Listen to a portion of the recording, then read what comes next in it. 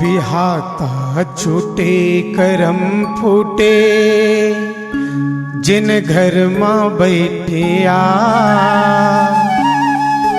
नानपन के शादी होते बर्बादी ये कलयुग के परता। बालकपन में शादी करके पठौनी लाला इन जवान होए मां पति सास ससुर कोनो निभाई। पति ले आई सियाने सुवारी ओला भेजे ओकर मई के गांव बस्ती के मन चिढ़ावे डौका छोड़वा कही के। नारी कहे काबर बनाए विधाता मोला डौकी परानी के जा। नानपन के शादी होगे बर्बादी ये कलयुग के परता।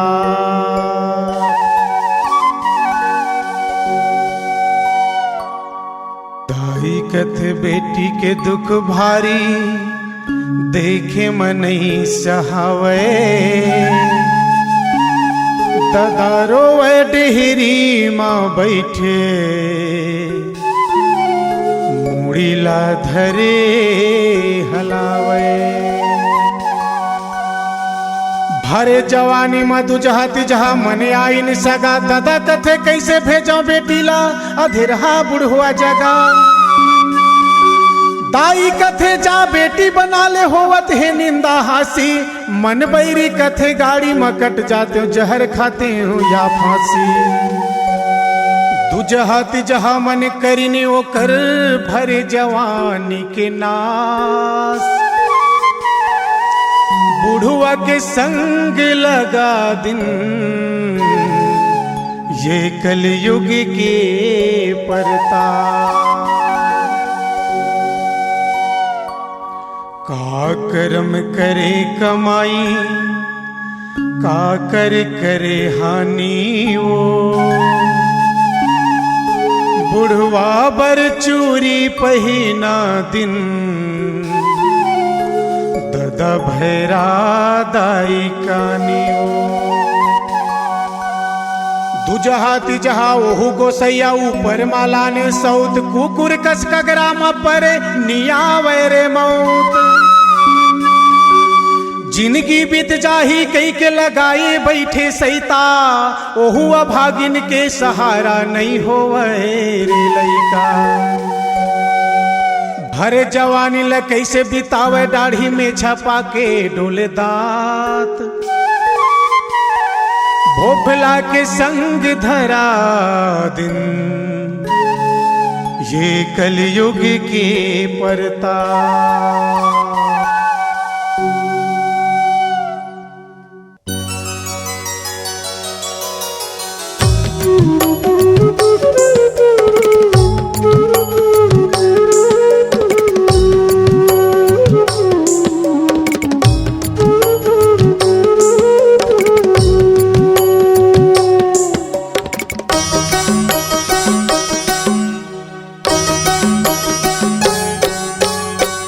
करू हो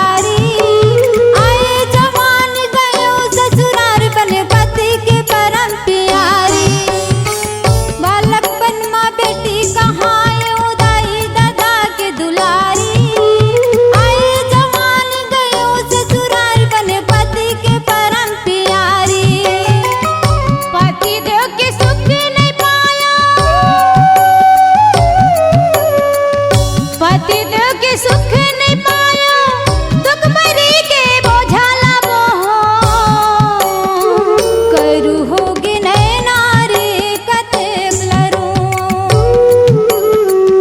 करू होगी आंसू रे कतेक लरू करू होगी नैनारे कतेक लरू